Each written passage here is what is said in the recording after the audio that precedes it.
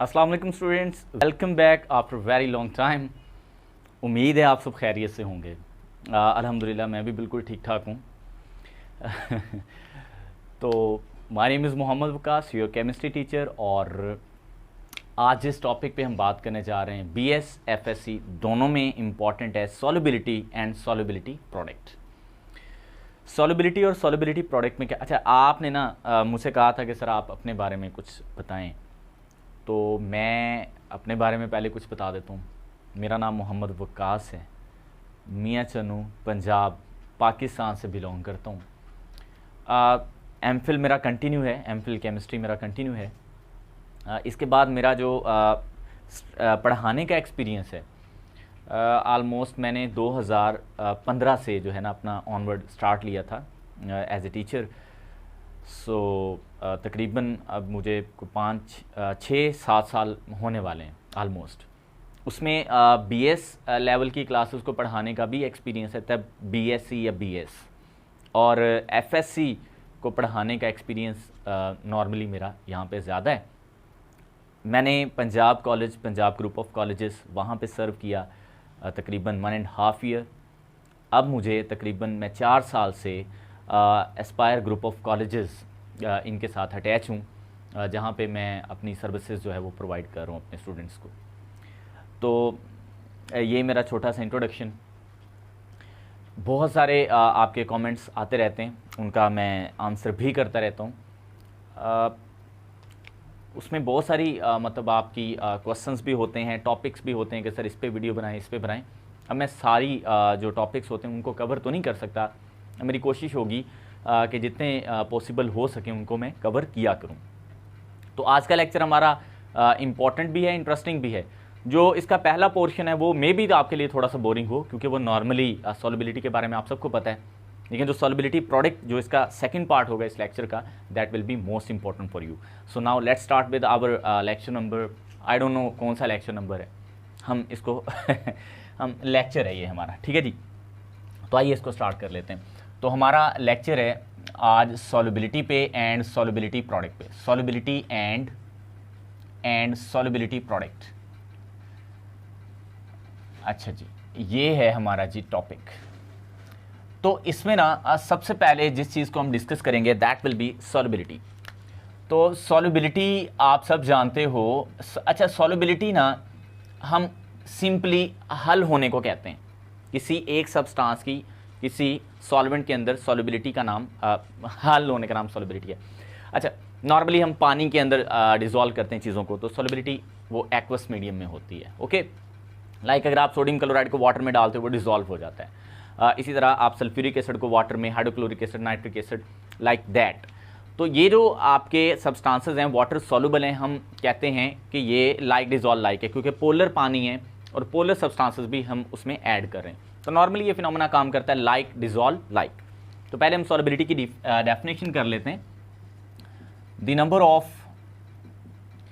Number of grams of solute. देखें, solution के अंदर जो चीज़ कम मिकदार में वो आपको पता है सॉल्यूट होते हैं। The number of grams of solute dissolved in 100 grams of या ग्राम्स ऑफ सॉल्वेंट। अब ये सॉल्युबिलिटी के मुख्तलिफ यूनिट्स होते हैं, molarity, molality, parts per million, parts per billion, ठीक हो गया जी।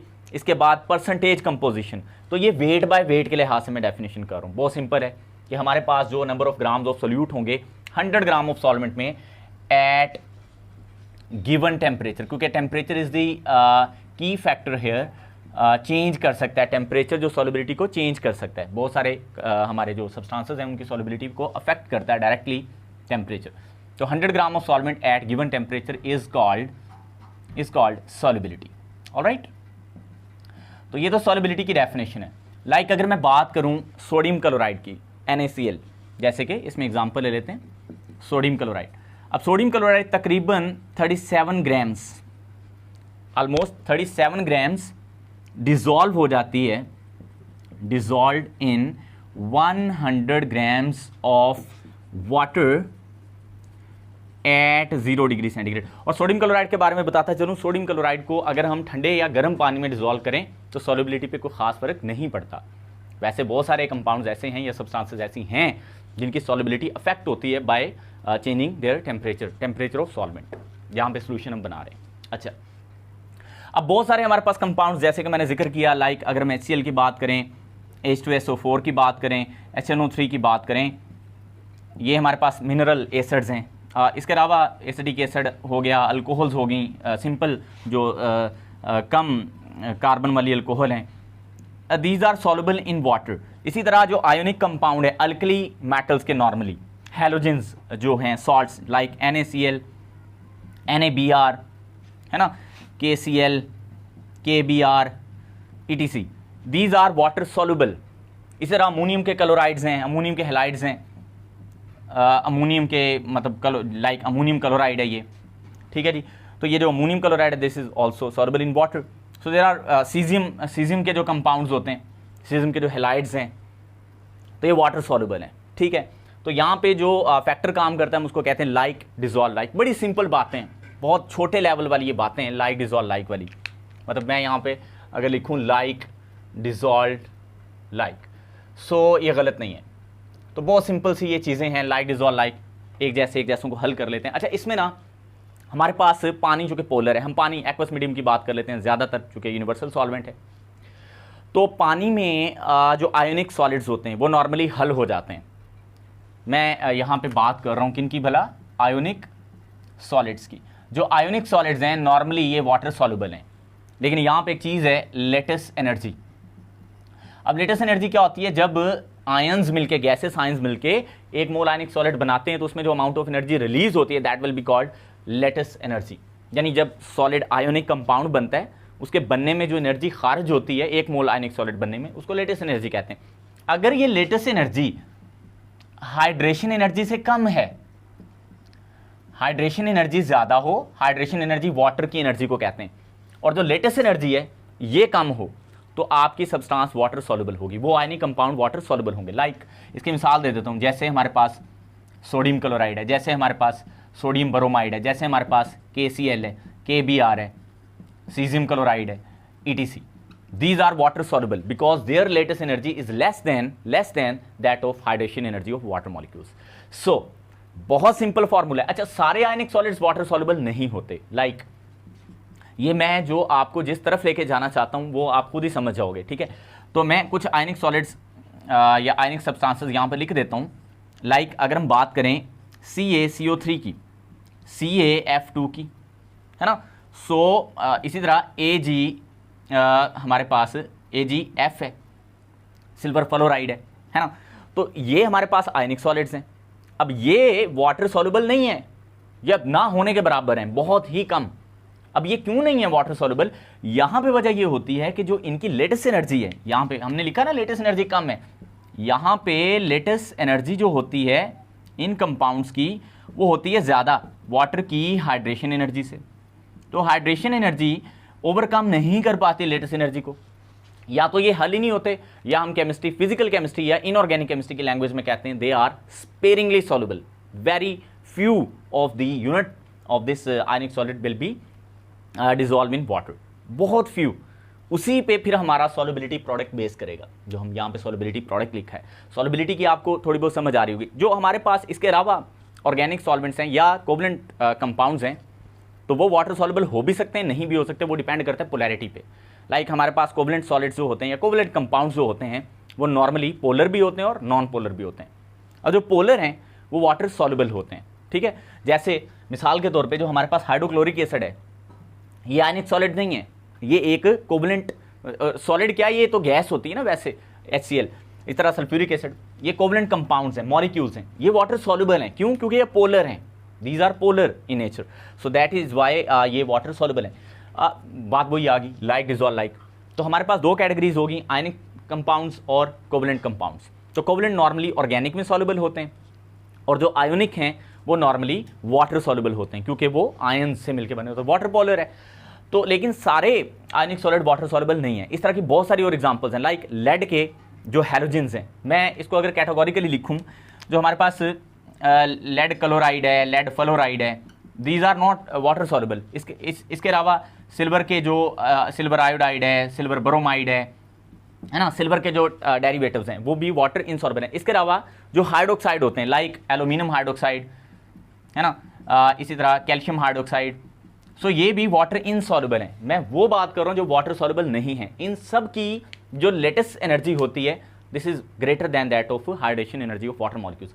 सो हम यहाँ पे बिल्कुल सिंपली समझ सकते हैं सॉल्युबिलिटी वाले कॉन्सेप्ट को। तो सॉल्युबिलिटी या तो होती है या नहीं होती, या स्पेरिंगली सॉल्युबल का मतलब भी इनसॉल्युबल ही है। लेकिन वो जो स्पेरिंगली सॉल्युबल है जिसको हम सॉल्युबिलिटी प्रोडक्ट में डिस्कस करेंगे वो देखेंगे किस तरह से होगा। तो आई होप कि ये सिंपल बातें जो मैट्रिक लेवल की, एफएससी लेवल की, या आप इसको बीएस लेवल की कहें तो ये आपको समझ आई होंगी। इसके अलावा कुछ फैक्टर्स की बात कर लेते हैं जो सॉल्युबिलिटी को, इसमें ना अब हम जो सॉल्युबिलिटी है उस पर ज़्यादा बात तो नहीं करेंगे, कुछ फैक्टर्स को जल्दी डिस्कस कर लेते हैं। लाइक अगर हम टेम्परेचर की बात करें, पहला फैक्टर, क्योंकि हमारा असल टॉपिक तो सॉल्युबिलिटी प्रोडक्ट है, तो अगर हम टेम्परेचर की बात करें, कुछ हमारे पास सब्सटेंसेस ऐसी होती हैं जिनका टेम्परेचर बढ़ाने से उनकी सॉल्युबिलिटी बढ़ती है। लाइक अगर हम बात करें शुगर की C12, H22O11, हमारे पास KNO3 है, हमारे पास KCl है, KBr है, ETC, इन सब की सॉल्युबिलिटी टेम्परेचर बढ़ाने से बढ़ती है। कुछ हमारे पास ऐसी मतलब ये टेम्परेचर बढ़ाएंगे तो इनकी सॉल्युबिलिटी को इनकी बढ़ेगी। कार्बन डाइऑक्साइड की अगर हम बात करें, ये जो कोल्ड ड्रिंक्स होती हैं जिनको हम सॉफ्ट ड्रिंक्स भी कहते हैं, उसमें कार्बन डाइऑक्साइड होती है। अब ये जो ठंडी हमारे पास कार्बोनेटेड कोल्ड ड्रिंक होती है ना, उसमें ज़्यादा डिजॉल्व हुई होती है, इसलिए जब हम ठंडी कोल्ड ड्रिंक कार्बन डाइऑक्साइड पीते हैं, कार्बोनेटेड वाटर, तो हमें ज़्यादा अच्छा फील होता है एज़ कम्पेयर टू अगर हम हॉट यानी गर्म पिएँ। तो इसका मतलब अगर हम टेम्परेचर को कम करेंगे, है ना, टेम्परेचर को अगर हम कम करेंगे तो इसकी सॉल्युबिलिटी जो है वो बढ़ेगी। तो ये यहाँ पे इन्वर्स इफेक्ट है। अच्छा, कुछ सब्सटेंसेस ऐसी भी हैं जैसे सोडियम क्लोराइड है मिसाल के तौर पे, तो जो सोडियम क्लोराइड है इसका कोई ख़ास अफेक्ट नहीं होता, मतलब इसके टेम्परेचर को बढ़ाने से, जहाँ पे इसको डिज़ोल्व करें वहाँ सॉल्वेंट के टेम्परेचर को बढ़ाने से सॉल्युबिलिटी ख़ास जो है वो अफेक्ट नहीं होती। तो इसका मतलब ये ठंडे पानी में या गर्म पानी में इक्वली डिज़ोल्व होगा, थोड़ा सा स्लाइड सा इसमें डिफरेंस आएगा। तो ये हमने सिंपली जो है वो टेम्परेचर को डिस्कस कर लिया। इसके बाद अगर हम प्रेशर की बात करें, मैं यहाँ पे कार्बन डाइऑक्साइड प्रेशर जल्दी यहाँ पे देख लेते हैं। प्रेशर, अब देखो अगर हम कार्बन डाइऑक्साइड की बात करें, ये गैस है, अगर हम इसको डिज़ोल्व करें वाटर के अंदर तो ये एक्वस हो जाएगी। अब कार्बन डाइऑक्साइड पानी के अंदर कम प्रेशर पे कम डिज़ोल्व होती है, ये बात आपने याद रखनी है। इसलिए जो कोल्ड ड्रिंक्स होती हैं उनके अंदर प्रेशराइज करके कार्बन डाइऑक्साइड को डिज़ोल्व किया जाता है, क्योंकि जब आप प्रेशराइज करोगे तो ज़्यादा इंट्रैक्शन होगी वाटर और कार्बन डाइऑक्साइड के मॉलिक्यूल्स की, तो वो ज़्यादा जो कार्बन डाइऑक्साइड होगी वाटर के अंदर वो डिज़ोल्व हो पाएगी। अब अगर आप प्रेशर को यहाँ पे कम करोगे तो ली चैटलर्स प्रिंसिपल के मुताबिक ये प्रोसेस रिवर्स होगा और गैस की फॉर्म में जो कार्बन डाइऑक्साइड वो ज़्यादा एग्जिस्ट करेगी as compare to that of aqueous form. तो यही वजह है प्रेशर बढ़ाने से जो है यहाँ पे सॉल्युबिलिटी बढ़ेगी। तो यहाँ पे हेनरीज लॉ भी काम करता है। इसके अलावा जो ली चैटलर्स प्रिंसिपल है उसके मुताबिक भी ये प्रेशर बढ़ाने से, यानी हमने स्ट्रेस अप्लाई की है तो चेंज आया। अब जो हमारा असल टॉपिक है वो है बेसिकली सॉल्युबिलिटी प्रोडक्ट, क्योंकि ये तो सारा बोरिंग चीज़ें आप पहले पढ़ चुके हो मैट्रिक लेवल पे, एफएससी लेवल पे, अभी आप इनको दोबारा से पढ़ रहे हो, तो this is not much important for us. असल जो टॉपिक हमारा सॉल्युबिलिटी प्रोडक्ट है उसको हम बाकायदा अब शुरू करने लगे। तो आइए देखते हैं। तो स्टूडेंट्स, जो हमारा असल टॉपिक था वो सॉल्युबिलिटी प्रोडक्ट है, था नहीं है। अच्छा, अब ना जो सॉल्युबिलिटी प्रोडक्ट है KSP से, सॉल्युबिलिटी को सिंपली S से और इसको KSP से रिप्रेजेंट हम करते हैं। अब क्या होती है सॉल्युबिलिटी प्रोडक्ट? इससे पहले ना देखो, हमारे पास दो तरह की सब्सटेंसेस हैं, या वाटर सॉल्युबल हैं या वाटर इनसॉल्युबल हैं। जो इनसॉल्युबल है ना, इनसॉल्युबल, वो स्पेरिंगली सॉल्युबल भी हो सकती हैं, यानी बहुत थोड़ी वाटर के अंदर जो है वो एक्वस फॉर्म में आ सकती हैं। इनऑर्गेनिक में नॉर्मली जो हम पढ़ भी रहे हैं, इनऑर्गेनिक में हम उनको कह देते हैं वो सॉल्युबल इनसॉल्युबल हैं। लेकिन जब हम फिजिकल केमिस्ट्री में सॉल्युबिलिटी प्रोडक्ट की बात करते हैं तो हम उनके लिए सॉल्युबिलिटी प्रोडक्ट वाली टर्म यूज़ करते हैं। बहरहाल ये इनऑर्गेनिक में भी अप्लाई की जाती है सॉल्युबिलिटी प्रोडक्ट, और फिजिकल केमिस्ट्री में इसकी इंप्लीमेंटेशन ज़्यादा है। अब वो कौन से कंपाउंड्स हैं जो वाटर में स्पेरिंगली या ना होने के बराबर हल होते हैं, जिसके लिए हम ये सॉल्युबिलिटी प्रोडक्ट यूज़ करते हैं? ठीक है, तो उसमें आ जाते हैं जी। अगर हम सिल्वर के हैलाइड्स देखें, like silver fluoride, silver chloride, silver bromide और सिल्वर आयोडाइड, ये वो सारे कंपाउंड्स हैं, आयोनिक कंपाउंड्स हैं, जो वाटर के अंदर स्पेरिंगली या ना होने के बराबर सॉल्युबल हैं, बहुत कम। इसके अलावा अगर हम बात कर लें बेरियम के जो सॉल्ट्स हैं, लाइक बेरियम क्लोराइड है, बेरियम फ्लोराइड है, वगैरह वगैरह, ये भी फ्लोराइड तो बहुत कम ही अनस्टेबल है ये, तो बेरियम क्लोराइड, बेरियम ब्रोमाइड, तो ये। इसके अलावा और भी हमारे पास हैं, लाइक अगर हम एल्यूमिनियम के हाइड्रोक्साइड की बात करें तो ये भी वाटर में बहुत ही कम सॉल्युबल हैं। कैल्शियम जो हमारे पास हाइड्रोक्साइड है, कैल्शियम कार्बोनेट भी वैसे इसमें आ जाता है। Calcium hydroxide sparingly soluble, calcium carbonate तो ना होने के बराबर है ना, वो है ही नहीं, तो कैल्शियम हाइड्रोक्साइड इसमें आ गया। इसके अलावा इसमें आ जाता है कैल्शियम फ्लोराइड आ जाता है। लेड के कंपाउंड्स हैं, लेड क्लोराइड, लेड फ्लोराइड, ठीक है जी। तो ये वो हमारे पास कंपाउंड्स आ रहे हैं जो वाटर के अंदर स्पेरिंगली या ना हल होने के बराबर हैं, ठीक है जी। तो मैं इसके लिए वर्ड यूज़ करूँ स्पेरिंगली सॉल्युबल। अब ये बात आपने याद रखनी, these are sparingly soluble in water. अब लाइक अगर मैं यहाँ पे AgCl की एग्जांपल लूँ, इस एग्जांपल को लेके हम सॉल्युबिलिटी प्रोडक्ट को समझ लेंगे, डेफिनेशन भी कर लेंगे। लाइक हम अगर AgCl को वाटर के अंदर डिजॉल्व करें तो ये सॉलिड है, तो कुछ फ्यू जो इसके यूनिट्स हैं वो वाटर के अंदर एक्वस फॉर्म में चले जाएंगे, यानी वाटर के साथ उसकी इंटरेक्शन हो जाएगी। फिर उसमें ये जो एक्वस पानी के साथ इंटरेक्ट करेंगे, पानी के अंदर जो उसके अंदर डिजॉल्व होने की कोशिश करेंगे, तो ये आयोनाइज होंगे। देखो ना, आपने पढ़ा हुआ है strong electrolyte, weak electrolyte and non electrolyte. ये ऑलमोस्ट नॉन इलेक्ट्रोलाइट ही है, यानी ये पानी के अंदर ना होने के बराबर हल हो रहे हैं ना। तो जैसे अगर हम बात करें मिनरल एसिड की, HCl, HBr, HI, हमारे पास H2SO4 है ना, हमारे पास HNO3, HClO4 वगैरह वगैरह, मिनरल एसिड जितने वो स्ट्रॉन्ग इलेक्ट्रोलाइट होते हैं। और जो सॉल्ट्स होते हैं जैसे KCl है, KBr है, NaNO3 है, वगैरह वगैरह, ये इलेक्ट्रोलाइट तो हैं लेकिन मॉडरेटली हम इनको कहते हैं मॉडरेट इलेक्ट्रोलाइट हैं, ये वीक इलेक्ट्रोलाइट हैं। और अगर इनकी बात की जाए ये तो नॉन इलेक्ट्रोलाइट में आ जाते हैं, लेकिन ये बहुत ही कम वाटर सॉल्युबल है, sparingly soluble, very small amount इनकी जो है ना वो आयोनाइज होती है। तो इसलिए इनके लिए हम यूज़ करते हैं सॉल्युबिलिटी प्रोडक्ट। अब ये क्या है देखें, इसके लिए अगर हम equilibrium constant expression according to law of mass action अगर आपको आता है तो बहुत सिंपल है। देखें, ये हमारे पास रिएक्टेंट हैं और ये हमारे पास प्रोडक्ट हैं। तो जब हम Kc वैल्यू लिखते होते हैं तो जो हम ऊपर कंसंट्रेशन लिखते हैं वो प्रोडक्ट की लिखते होते हैं। तो चूंकि यहाँ पे आयंस हैं तो आयंस की आ जाएगी, और नीचे हम रिएक्टेंट्स की लिखते होते हैं AgCl। अब ये तो हो गया Kc। अब in case of such salts जो हमारे पास ये जो AgCl की कंसंट्रेशन है ये एज सच, क्योंकि ये आयोनाइज ही नहीं हुआ, ये ना होने के बराबर बहुत कम हुआ, तो ये एज सच वैसे ही पड़ा होगा। तो इसको जाके हम Kc से क्या कर सकते हैं, मल्टीप्लाई कर सकते हैं। तो देखें, अगर हम Kc से मल्टीप्लाई कर दें किसको, AgCl की कंसंट्रेशन को यहाँ पे, तो हमारे पास यहाँ बचेगा Ag पॉजिटिव कंसंट्रेशन और Cl नेगेटिव कंसंट्रेशन। अब ये जो AgCl की कंसंट्रेशन को हमने Kc से मल्टीप्लाई किया, that is called solubility product. इन दोनों के मल्टीप्लिकेशन को हम क्या बोलते हैं, सॉल्युबिलिटी प्रोडक्ट। तो बच्चों बताओ, स्टूडेंट्स बताओ क्या बनी डेफिनेशन।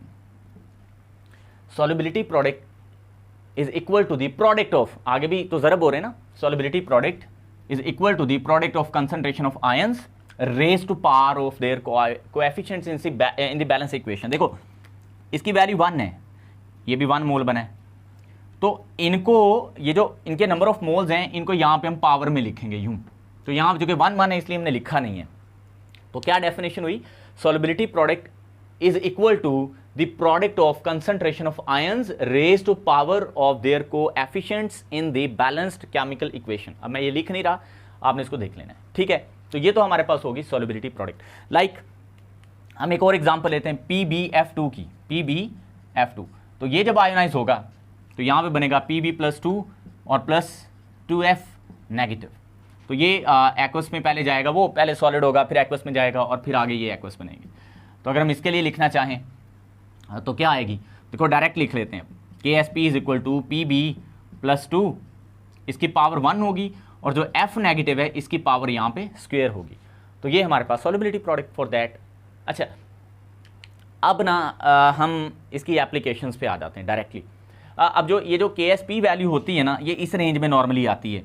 मतलब अगर हम इनकी रेंजेस लिखें तो ये होती है 10⁻⁵, 10⁻⁻10, 10⁻⁻10, 10⁻⁻13, 10⁻⁻15, 10⁻⁻50 भी होती है कुछ कंपाउंड्स की।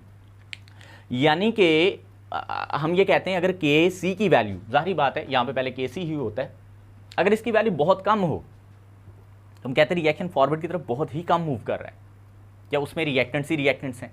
तो अगर के एस पी की वैल्यू बहुत छोटी है, ये क्या इंडिकेट कर रही है? ये इंडिकेट कर रही है कि आपके पास जो सॉल्ट आपने यूज़ किया वो वैसा का वैसा है, वो पानी के अंदर बहुत ही कम आयोनाइज हो रहा है, या ना हल हो रहा है, ना उसके अंदर डिजोल्व होने के बराबर जो है वो हल हो रहा है। ठीक है, ना डिजोल्व होने के बराबर क्या मतलब होता है?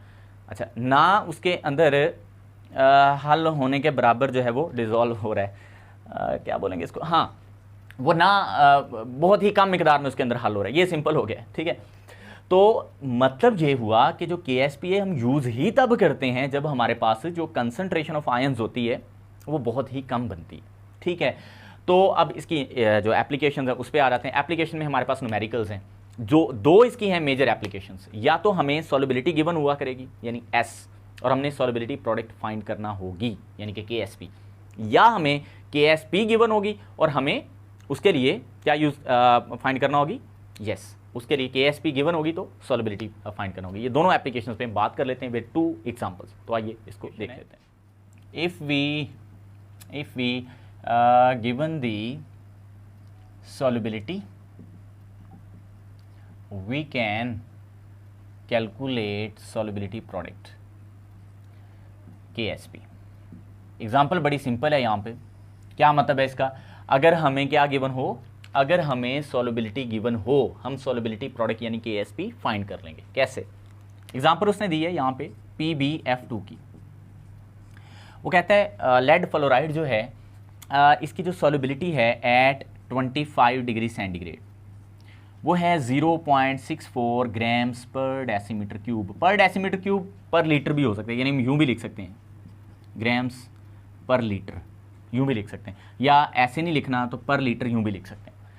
तो इसका मतलब ये हुआ हमने पता नहीं कितनी कंसंट्रेशन ली है, क्योंकि कंसंट्रेशन को चेंज करने से सॉल्युबिलिटी पे इफेक्ट तो होना नहीं, ना ही वो सॉल्युबिलिटी चेंज होनी है, क्योंकि ये बहुत ही स्पेरिंगली सॉल्युबल है।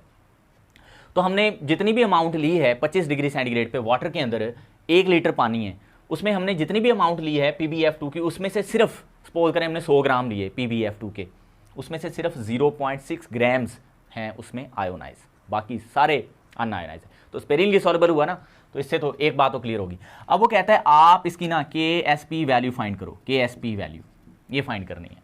तो इसके लिए हमने सबसे पहले इसकी बैलेंस्ड इक्वेशन लिखनी है PbF2, तो रिवर्सिबली बना PB positive 2 plus 2F negative. ये हमने लिख लिया। जब टाइम 0 है यानी अभी रिएक्शन स्टार्ट नहीं हुआ, तो इनकी कंसंट्रेशन तो 0 है, और ये सारी कंसंट्रेशन कितनी होगी ये हम इसके मैथ से निकालेंगे। देखिए ये हमें जो गिवन है ना, इसको हम कंसंट्रेशन में चेंज करेंगे। ये हमें मैथ गिवन है ग्राम्स में, पर लीटर कितना डिजॉल्व हुआ, ग्राम्स पर डेसीमीटर क्यूब, तो इसको हम चेंज करेंगे नंबर ऑफ मोल्स में, नंबर ऑफ मोल्स यानी कि कंसंट्रेशन में। तो नंबर ऑफ मोल्स का जो हमारे पास फॉर्मूला आता है वो given mass over molecular weight होता है, ये हमारे पास फॉर्मूला है। तो हमारे पास सबसे पहले मॉलिक्यूलर वेट निकाला है हमने PbF2 का। ये अगर हम निकालें तो लेड का 207.2 होता है और फ्लोरीन का होता है 19, तो 2 का मेरे ख्याल में 38 बन जाएगा, यस 38। तो टोटल बना 245, 207 38, तो ये 875, हाँ जी, और ये कितने आ गए थे, एक आसन 4, और ये हाँ जी 245.2 बना। ठीक है जी, ग्राम्स पर मोल। अगर इसके मोलिकुलर वेट की बात की जाए तो इतने ग्राम्स पर मोल में होते हैं PbF2 के।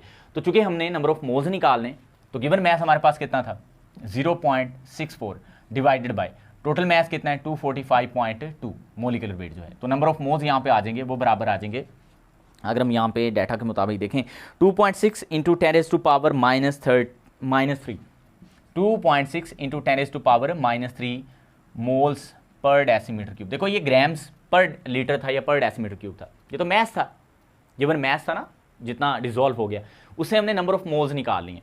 अब यहाँ पे आप देखो स्टार्ट में इसके 2.6 into 10 to power -3 number of moles से कंसंट्रेशन इसकी ये थी। तो जब ये टाइम इक्विलिब्रियम को अप्रोच करेगा ये सारे आयनाइज हो जाएंगे, क्योंकि ये वो नंबर ऑफ मोल्स हैं जो वाटर के अंदर डिजोल्व हो गए। हमने तो काफ़ी ज़्यादा लिए होंगे ना, लेकिन उसमें से डिजोल्व इतने से हुए बस। तो ये जब डिजोल्व होंगे तो यहाँ पे बनेंगे 2.6 इंटू 10 टू पावर -3 यहाँ पे 2 भी है, फिर आगे 2.6 इंटू 10⁻³ भी है। आई होप ये आपको समझ आया होगा। अब आपने करना क्या है, KSP लिखें। KSP बराबर क्या होगा, ऊपर आएंगे लेड आयंस की कंसंट्रेशन और यहाँ पे F नेगेटिव की कंसंट्रेशन का स्क्वायर। तो पहले इसको ज़रब दे दें आप 2 को 2.6 से, तो इसका आंसर आपके पास जो आ जाएगा, क्योंकि ये कैलकुलेशन है, कैलकुलेटर से आप कर लेंगे, तो डायरेक्ट इसका आंसर, अच्छा जो भी आएगा, ये सारा कुछ सॉल्व करने के बाद ना आप यहाँ पे पुट करोगे, देखो 2.6 इंटू 10⁻³ यहाँ पे है 2 इंटू 2.6 इंटू 10⁻³ का स्क्वायर। आपने 2 को इसे ज़रब दे देनी है, जो आंसर आए फिर उसका स्क्वायर करके बाद में इसको सॉल्व कर लेना है। तो सॉल्व करेंगे तो 7.0 इंटू 10⁻, आ रहा है आंसर हमारे पास -8। तो ये इसकी कौन सी वैल्यू आ गई जी, KSP वैल्यू, ये इसकी KSP वैल्यू आ गई। आई होप ये तो आप सॉल्व कर लोगे ना, यानी ये 2 को 2.6 से ज़रब दोगे आप, पहले मल्टीप्लाई करोगे, फिर इसका भी स्क्वायर करोगे, 10 की पावर -3 का भी स्क्वायर करोगे, -6 हो जाएगा। तो इस तरह बाकी सारा जब आप इसको सॉल्व करोगे तो ओवरऑल इसका आंसर ये आ जाएगा। तो ये जो हमने पढ़ा है ये क्या थी, ये एक एप्लीकेशन है कि अगर हमें क्या गिवन होती, अगर हमें गिवन होती सॉल्युबिलिटी, तो हम उसे क्या फाइंड कर सकते थे, सॉल्युबिलिटी प्रोडक्ट। उसके लिए करना क्या है, अगर आपको ग्राम्स में मैस गिवन है तो आपने सबसे पहले उसका मॉलिक्यूलर वेट निकाल लेना है, उससे हम क्या निकालेंगे, नंबर ऑफ मोल्स। हम बैलेंस इक्वेशन के मुताबिक देखेंगे, जब टाइम 0 है ये 0 बने हैं, जब टाइम इक्विलिब्रियम को अप्रोच करेगा according to this balance ionic equation हम ये लिखेंगे, और यही डाटा हम उठा के according to this KSP value यहाँ पे पुट करेंगे और हमारे पास जो है वो क्या, सॉल्युबिलिटी प्रोडक्ट आ जाएगा। तो बड़ा सिंपल था, अगर हमें सॉल्युबिलिटी गिवन हो हम उससे क्या निकाल सकते हैं, solubility product. So that's it about this numerical. अब हम इसकी दूसरी एप्लीकेशन पे आएंगे, जिसमें हमें इफ वी गिवन दी, यहाँ पे सॉल्युबिलिटी की बजाय क्या आ जाएगा, KSP, और हम उससे क्या फाइंड करेंगे, सॉल्युबिलिटी जी। तो अब दूसरी एप्लीकेशन है, if we given the KSP we can, इसके अलावा भी आपने प्रैक्टिस कर लेनी, आपकी जो बुक है उसके अंदर और भी एग्जांपल्स होंगी, वो आपने देख लेनी। If we given the KSP we can calculate solubility, यानी S। ओके, सो अगर आपको सॉल्युबिलिटी प्रोडक्ट गिवन हो, आप सॉल्युबिलिटी भी फाइंड कर सकते हैं। तो देखते हैं कैसे। एग्जांपल है जी हमारे पास, वो कहते हैं CaOH है हमारे पास, इसकी KSP वैल्यू उसने दे रखी है, और इसकी KSP वैल्यू है 6.5 इंटू 10⁻⁻6, 6.5 इंटू 10⁻⁻6। वो कहते हैं आप इसकी सॉल्युबिलिटी फाइंड करो, ये चीज़। तो इसके लिए अगेन हम बैलेंस इक्वेशन लिखेंगे पहले। CaOH हमने लिखा, इसमें बना Ca+2 प्लस में 2 हाइड्रोक्सिल आयंस, ये चीज़। तो ना जब टाइम तो इक्विलिब्रियम को अप्रोच नहीं किया, अभी 0 है, तो ये 0 है, ये भी 0 है। अब जब टाइम किसको अप्रोच कर जाएगा, इक्विलिब्रियम को, सो हम बोलेंगे ये S बना और ये बना 2S। ऑलराइट, इसको हम S लिख लेंगे, इसको हम 2 क्यों लिखा, क्योंकि इसके नंबर ऑफ मोल्स 2 हैं। अगर AgCl होता तो ये भी S होता, ये भी S होता, क्योंकि नंबर ऑफ मोल्स AgCl में Ag आयन भी एक बनता है, क्लोराइड। यहाँ पे चूंकि 2 बने हैं तो 2 लिखा है। मेरी बातें समझ तो आ रही हैं, चलें ठीक है। तो अब ना पता नहीं ठीक है या नहीं है, आपको समझ आ रहा है या नहीं आ रहा, आई डोंट नो, लेकिन उम्मीद है कि आ रहा होगा। सिंपल बातें, सिंपल चीज़ें, FSC लेवल के स्टूडेंट्स के लिए भी ये सिंपल है। ये जो एग्जांपल दे रहा हूँ ये FSC लेवल की हैं, आप इसको जो आपके पास इनऑर्गेनिक की बुक है BS लेवल की, वहाँ से भी देख सकते हैं, एग्जांपल और भी हैं, लेकिन तरीका एक ही है। हमने तो मैथडोलॉजी को देखना ना, मैथडोलॉजी तो सेम है।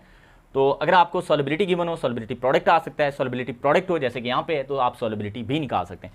तो अब हम इसकी KSP वैल्यू लिखते हैं। तो KSP हमारे पास आ जाएगी Ca पॉजिटिव आयंस और इनटू यहाँ पे क्या आएगा, हाँ जी, OH नेगेटिव आयंस की कंसंट्रेशन का स्क्वायर। तो Ca की वैल्यू हमने यही लिखी है S, तो यहाँ पे तो S आ जाएगा। सॉल्युबिलिटी प्रोडक्ट की वैल्यू हमें गिवन है 6.5 इंटू 10⁻⁻6। ठीक हो गया, ये समझ आ रहा है ना। KSP की वैल्यू ये देखो, ये गिवन है। यहाँ कैल्शियम के मैंने सॉल्युबिलिटी लिखा हुआ है S, और ये जो 2OH नेगेटिव है यहाँ पे हम क्या लिखेंगे 2S, तो इसका स्क्वायर हो जाएगा। तो यूँ हमारे पास 4, इसका 2 का स्क्वायर होगा तो 4 होगा ना, 4S³ आ जाएगा, और 6.5 इंटू 10⁻⁻6। अब चूंकि हम S की वैल्यू निकालना चाहते हैं, S को इधर ही रहने दें, S³ है, ये 4 इधर आके डिवाइड हो जाएगा, 6.5 इंटू 10⁻⁻6 डिवाइडेड बाई 4। अब इसमें पहले तो आप इसको डिवाइड कर लो, डिवाइड करके जो आंसर आएगा यानी हम इसको सेपरेट करके डिवाइड कर लेंगे। पहले उसने डायरेक्ट ही कर दिया है, चलो डायरेक्ट कर सकते हैं। डिवाइड जब आप करोगे ना, इसका आंसर 1.6 आ रहा है, 1.6, हाँ जी 25, यानी आपने 6.5 को 4 से डिवाइड करना है। ये आंसर आएगा इंटू 10⁻⁻6 है। तो इधर हमारे पास एस क्यूब है, एस क्यूब खत्म करने के लिए इसका क्यूब रूट लेंगे, इधर भी ले लेंगे। इतनी तो मैथ आती है ना, सिंपल बातें, सिंपल चीज़ें। तो इधर क्यूब रूट लिया, इधर भी, तो इसके ये तो सॉलिबिलिटी बच गया। इसका जो आंसर आएगा मैं डायरेक्ट देख के लिख लेता हूँ, आप कैलकुलेट कर लेना। 1.175 इंटू 10⁻²। देखो 2 और 2, 3 एक बार और 3 2 बार 6, तो -2 बचेगा एट दी एंड। तो ये हमारे पास क्या आ गई है, solubility. So if we given solubility product, we can calculate solubility, and in the previous example we have solved that if we given solubility we can also calculate solubility product यानी कि KSP. So that's it about today's lecture. I hope lecture आपको समझ आ गया होगा, समझ आया है ना। तो आपने, चूँकि ये आपके लिए मैंने बनाया, आप लोगों की डिमांड थी, तो इसको शेयर भी कर दीजिएगा। इसको अगर पहली दफ़ा नहीं समझ आता 2 दफ़ा देख लें, इस पर प्रैक्टिस ज़रूर करें, नोट ज़रूर करें। एक चीज़ और है, ये जो सॉल्युबिलिटी प्रोडक्ट है ना, इसकी एप्लीकेशन सॉल्ट एनालिसिस में भी है। ठीक हो गया, कॉमन आयन इफेक्ट जैसी चीज़ों में भी ये यूज़ होता है, कॉमन आयन इफेक्ट भी इस पर असरअंदाज होता है। लेकिन नॉर्मली इसका जो इसकी जो एप्लीकेशन है, one of the most application, वो सॉल्ट एनालिसिस में भी है। वो कॉमन आयन इफेक्ट का लेक्चर मैं ऑलरेडी अपलोड कर चुका हूँ, वहाँ पे जाके भी आप उस चीज़ को चेक कर सकते हैं। तो इस लेक्चर में हमने डिस्कस किया सॉल्युबिलिटी को और सॉल्युबिलिटी प्रोडक्ट को। तो उम्मीद है आपको लेक्चर समझ आया होगा। नेक्स्ट मेरे लेक्चर्स का वेट कीजिएगा। आप लोगों का बहुत शुक्रिया, आपने गौर से मुझे सुना। Thank you so much. अल्लाह हाफ़िज़।